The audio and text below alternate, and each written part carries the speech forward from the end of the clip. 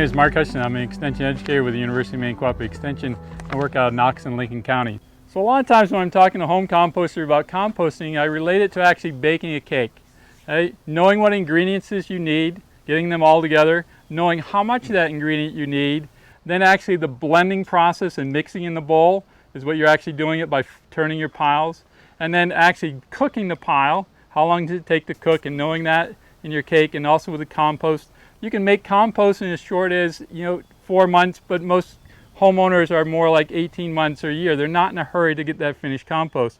And then the last part of it is actually letting those cookies cool, or the cake cool, and then that's called the curing stage in composting, and then the finished product at the end.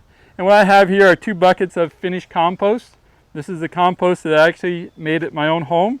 So it's been going for about 18 months, and you can see it's a nice fine material, but it's got a lot of rough particles in it. So what I like to do in my home composting before I use it is actually to screen it. And what I've done is I've actually built a screen with 1/4-inch hardware cloth with just a simple wood frame that fits over my wheelbarrow. And what I do is I take the finished compost and I actually pour it on the screen.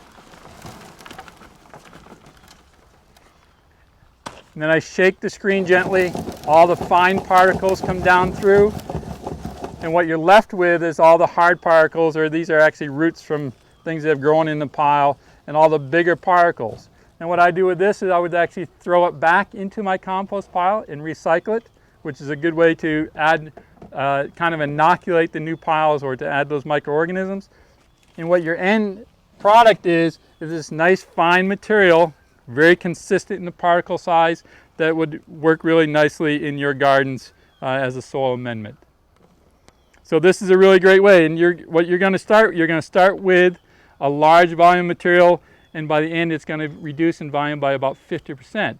So you're not going to get a lot of material out of that cubic yard, but you're going to get enough in order to support your small vegetable garden or perennial garden. But it's also a great way to remember to recycle your organic materials and reduce the material going into the landfills.